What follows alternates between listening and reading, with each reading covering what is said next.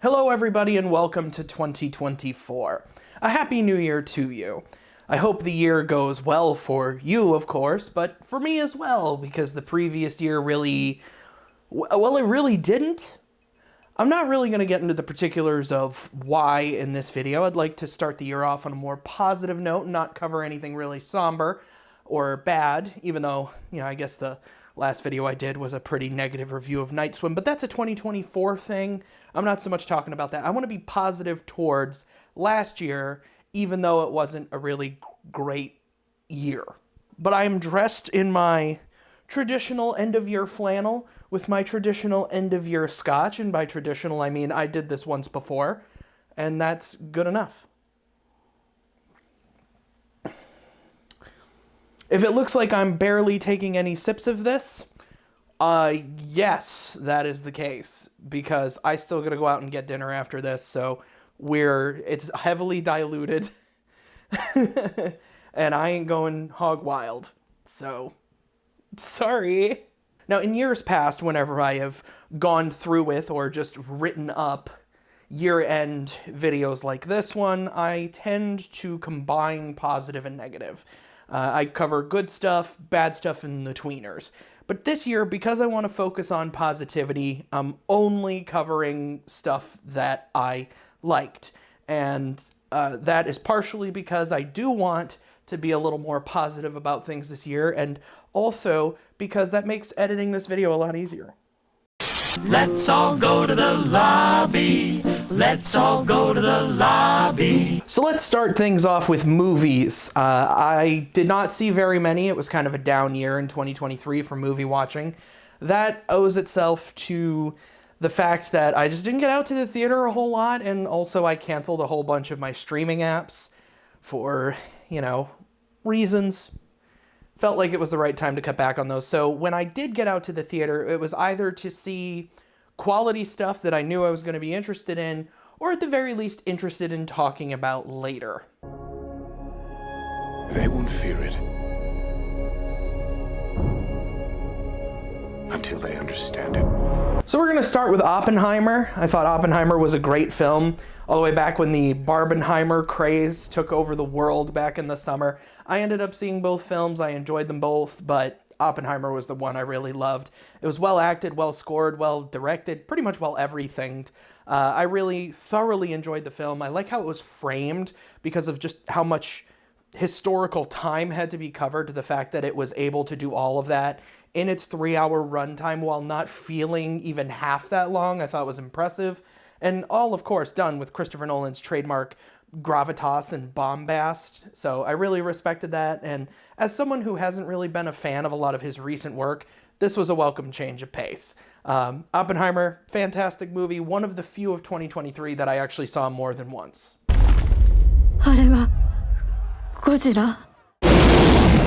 A late addition to my list of favorites was Godzilla Minus One.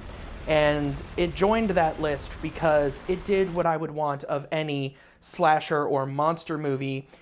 When the monster is top billed, of course that's what the audience wants to see. Like, you see a movie called Godzilla, you want to see Godzilla. That goes without saying. But when the monster is the antagonist, you have to have some other characters to kind of for the audience to attach themselves to and to relate to. And I think we make fun of a lot of other similar films because these human characters tend to be unimpressive, flat, boring, just not the type of people you would want to root for because they don't really have a whole lot going on. Godzilla Minus One is completely different because even though you get what you paid for, and that is Godzilla destroying shit, you also get really interesting human characters in this. Like, you feel as though Godzilla is a devastating threat that needs to be stopped. You're not rooting for Godzilla in this one. Like, you're excited to see him destroy the stuff, but you are rooting for the humans to defeat him. When the characters are throwing every last thing they have at Godzilla, you feel their desperation. You want the main character not only to overcome his personal demons, but the actual demon that's destroying the city. It was all really well done. I love the Godzilla effects. I love everything about this movie. It was just so well made. Really enjoyable film. I would highly, highly recommend this one. When I first sat down to see it, I was like, it's going to be difficult for any movie to top Shin Godzilla. Like, how do you top Hideaki Anno? But after seeing it, how are you going to top this one?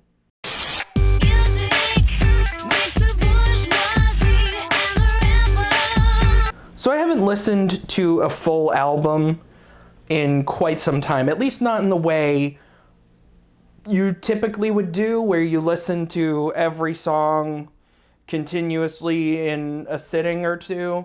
I used to do that a lot in the past. I have not done that in quite some time. The way I tend to listen to music is I have a regular rotation of tracks. I have a playlist, a randomized playlist. I hear new stuff on it every now and then, and it'll get added to my rotation, but that's how I hear new stuff. I don't then go out of my way to catch anything else from new bands or from new albums. I'll just listen to whatever comes my way, and that's it. There is no further research on my part, with one major exception.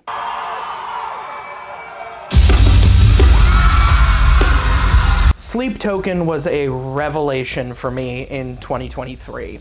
I heard several tracks from their latest album, Take Me Back to Eden, and I immediately went out of my way to then listen to every other song in their discography. Every single song, I'm not lying when I tell you, every single song on Take Me Back to Eden has made its way into my regular rotation. So that's impressive. Like, not just my randomized playlist, but the stuff that I am specifically listening to, it's pretty common I will hear something by Sleep Token. It'll either be from Take Me Back to Eden or even from further back. And I cannot remember the last time a band that was new to me came along where I heard a couple of songs and immediately tried to track down everything they've ever done. And what I loved so much about Take Me Back to Eden is that it had pretty much anything I could ever want.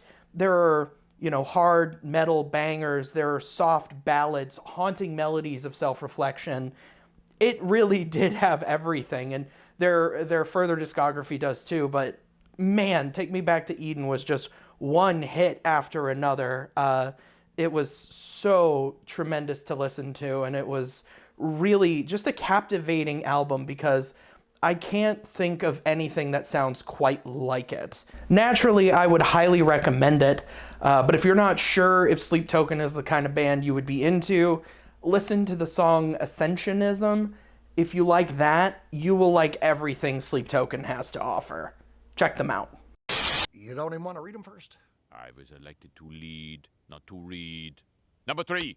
So I didn't buy a lot of brand new books in 2023, which is to say I didn't buy a lot of books that were released in the year 2023. And that's not necessarily uncommon. A lot of times if I'm wandering my local bookstore, it's to pick up a book about, a topic I'm already researching, something that looks interesting, or something someone I follow has recommended. For example, I read the book Snow Crash this year because it was mentioned in Dan Olson's, his Metaverse? Yeah, his Metaverse. That would make sense because Snow Crash is about the Metaverse. His Metaverse video, he mentioned Snow Crash, so I picked up Snow Crash. I read Snow Crash. Snow Crash, really trippy book, really interesting. I like it a lot. For a book that was written as long ago as it was, it's fascinating how many parallels there are to today's world, and how fascinating that look of the future, I guess, if you want to call it, how interesting that is. But we're not here to talk about Snow Crash. We're actually here to talk about a book that came out in 2023. Like I said, one of the few from the year that I actually did pick up, read, and enjoy, and it's this one here. It's called The Wager. It's by David Grann. If you're not familiar with David Grann, you're going to have to do a little maneuvering here. This is what happens when you pigeonhole yourself into doing a one-handed video. David Grann is also the author of this book, Killers of the Flower Moon. I've not seen the movie Killers of the Flower Moon, but the fact that David Grann wrote it and this is what made me interested in it. It is about, essentially, the hierarchy of a British ship in the late 18th century. In the story, the Wager is a ship that is going on a long journey around the tip of South America, around Cape Horn, it gets in a brutal storm and it wrecks, and the survivors are stuck on an island for a very long time. And they start to kind of click off, and there's a murder afoot, obviously. And all of the, well, not all of them, but most of the men kept diaries and records and journals about everything they did, because a lot of them knew that if they ever did make it home, they would be tried as mutineers and hanged. So it's really interesting because the book presents all of this. It just kind of gives you all of their testimonies, and it asks you, the reader, to make your decision based on their testimonies, whether or not you think they are guilty of mutiny, if their actions were premeditated and calculated, or if they were justified in their actions. And that's really fascinating because the court of the time couldn't make that decision.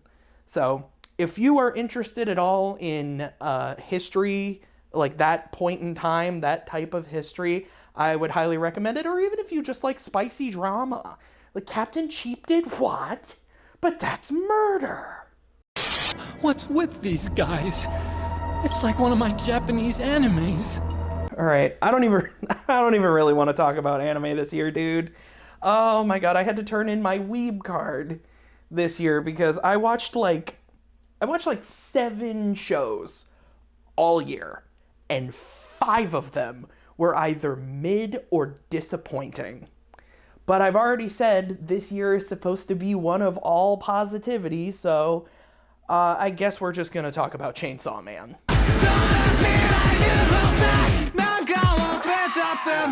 From the moment I heard Kickback, I knew the Chainsaw Man anime was gonna fucking slap, and it does. It's already, Chainsaw Man's a fascinating series. I already knew I was gonna like it. I've read the manga for it. It's so good. It's just so good. And it was fun. These instances often are, whenever you've got an anime that comes out and you've read the manga, it's always fascinating to watch the anime-only people come to see the stuff that you already know. And I'm not even talking about spoilers for the series itself. I'm more just like people coming to accept the wonder, the chaotic wonder that is Power, and also learning in real time that it's a bad idea to simp for Makima, you fools. Chainsaw Man is fun, funny, bloody, fun, action, fun, and a little bit more fun to top that off. And I think it's deeper than people give it credit for, especially coming from somebody who just said it was fun. I think it's deeper than people give it credit for, and I'm not going to so much as recommend it as validate your decision to have already done so, because I'm pretty sure it's gonna win. If it hasn't already, it's gonna win Anime of the Year. Crunchyroll and I, at least when it comes to that, are on the same wavelength.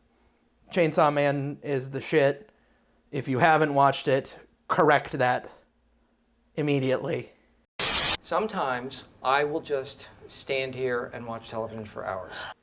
TV shows is also difficult to discuss because, like I said, I canceled most of my streaming apps. The only one I even have left is Crunchyroll, which makes it even sadder that I only managed to watch 7 for an entire year. But I watched a little bit more TV show, live action shows, but it was mostly like documentary series on, scientific stuff, true crime, or discussions of tragedy. And, it's tough to come at in a setting like this and be like, that was my favorite. That just feels weird to say. Like, I can't come in here and be like, oh, the Nat Geo Kennedy assassination documentary, I was a big fan of that. Like, those are just weird vibes. It's strange to say. It's also not true, because I thought that was kind of, meh, right? Like, I thought Lemmy Knows' video on the Kennedy assassination on YouTube was better than a 4-part National Geographic produced docuseries on the Kennedy assassination discussed by people who were there. That is wild to me. Y'all know Alec Murdoch? That's his son. And it's with that said that I'll say the Murdaugh Murders was a fascinating series, a strange moment in time for me, if nothing else. Because it happened down where I live in South Carolina. Well, that's not necessarily true. It happened in Low Country. I do not live in Low Country. I live in Myrtle Beach, which, if you need a point of reference, we're basically like if Ohio had Ocean View. That's us. But still, the Murdaugh Murders was the one real water cooler series that we had in 2023, because when it came out, the trial of Alec Murdaugh was going on at the exact same time. And the general consensus amongst my coworkers was, he did that shit. But there were others, people who have lived here longer than anyone else that are more familiar with that area, were convinced he never could have done anything at all. And it was fascinating to see how a community reacts when they are close enough to what happened, yet still far enough removed from the events, how they react when a docuseries like this comes out. It's fascinating, if nothing else. But would I recommend it to somebody? Would I say it's good? I mean, yeah, it's a well put together documentary series. It's a fascinating look at good old boy culture. But it's ultimately, it's a basic murder story, right? Man kills his wife and son. Fuck, I've heard that before. God, that's so ghoulish. Have a more entertaining murder story. Goddamn. That's awful. I don't play video games no more. I never play video games. So for full transparency, the video game Honkai Star Rail completely took over my life in 2023. I've put more hours into it than I have into any other game over the last several years. And by a very wide margin, too. And I'm still currently playing it, but I'm not going to call it a favorite of the year because that feels too strong. Also, I'm planning another separate video. I know I already did a video on it, but I'm planning another one, so I don't want to mention it like 3 times in 3 videos. It's just not, it ain't that good. Also, and I think this is more important, 2023 was a year of nostalgia. Like I've already said, I went back and read a lot of old stuff, watched a lot of old stuff, played a lot of old stuff. Games, I went back and played games like Pokemon Crystal, Mario Superstar Baseball, Backyard Baseball 2002, 3, somewhere in there, NBA Live 05, fucking, what else? Mega Man Battle Network 1. It was an eclectic year, if nothing else.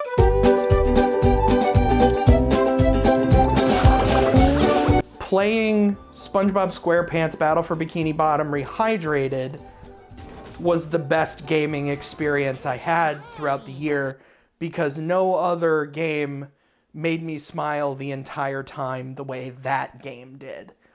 I played the original Bikini Bottom hours and hours and hours as a kid, and I never finished it. So downloading it and beating it in 2023 exercised a childhood demon for me. And it wasn't, before you ask, it wasn't like a skill issue, it was a distraction issue. Like I could have beaten the game as a kid, I just never did because other games came along, Thankfully that doesn't happen in today's world. What I love about Rehydrated, the updated, it still has all of the personality of the original game, but with that updated coat of paint, it's still the exact same game I remember.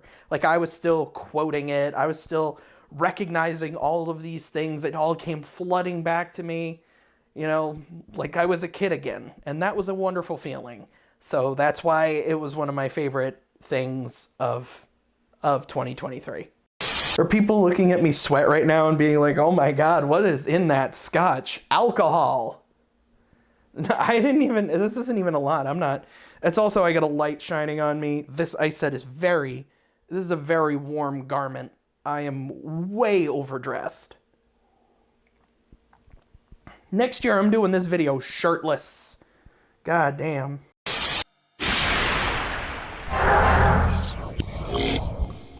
Here's a question for you. Do you like Earthbound?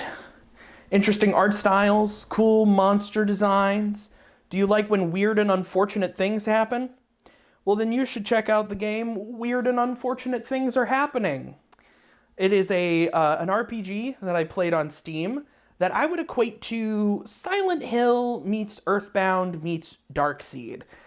There is a whole creepy town to explore. There's abilities to upgrade. There's monsters to defeat.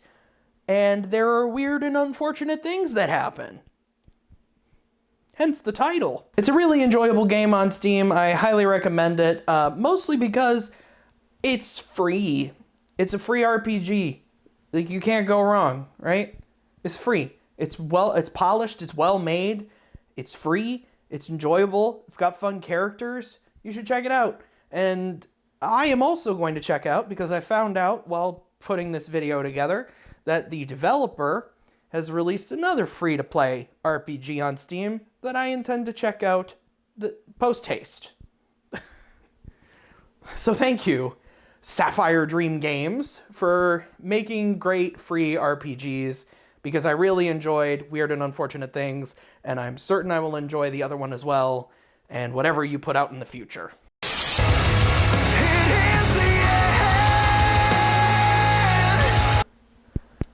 This video has been not very good. Kind of like the year that preceded it, but that's okay. That's why I focused on the positives. You should do the same thing in the comment sections. Do not talk about how I was completely unscripted and off the rails while having perhaps a tablespoon of scotch. This is not drink out of control. This is just discomfort from the heat. I'm standing, the hot air return is right there. The bright light is right there, as you can tell by the shadows. This thing is so fuzzy. It's very comfortable, but it's very warm. I really should have filmed this outdoors if I was gonna wear this. But because that one year, 3 years ago or 4 years ago, whatever it was, I wore flannel. I was like, oh, I should do the same thing. I should have scotch and flannel. Ah, God. Happy New Year to you, folks. I hope you have a good year. I hope that you find happiness and health in the 365 days to come. Even though we go into a new year full of unknowns, what things will we like? What things won't we like? What will make us turn our heads and go, uh-huh? What stuff will spurn me to make videos about it? That's a more important question. What stuff will come out where I go, I'm gonna say some stuff at a camera about that? Would you have guessed the Killer Pool movie would have led that off? I certainly wouldn't have. In all seriousness, I thank you for joining me in this utter train wreck. And I hope you join me for future train wrecks, as I'm sure there will be plenty. As, like I said at the beginning, I'll get into the more somber stuff at a later date, because there is some of that needs to be covered. But I got a smile on my face right now. I have enjoyed this. I hope you did too. And I will see you next time. Cheers.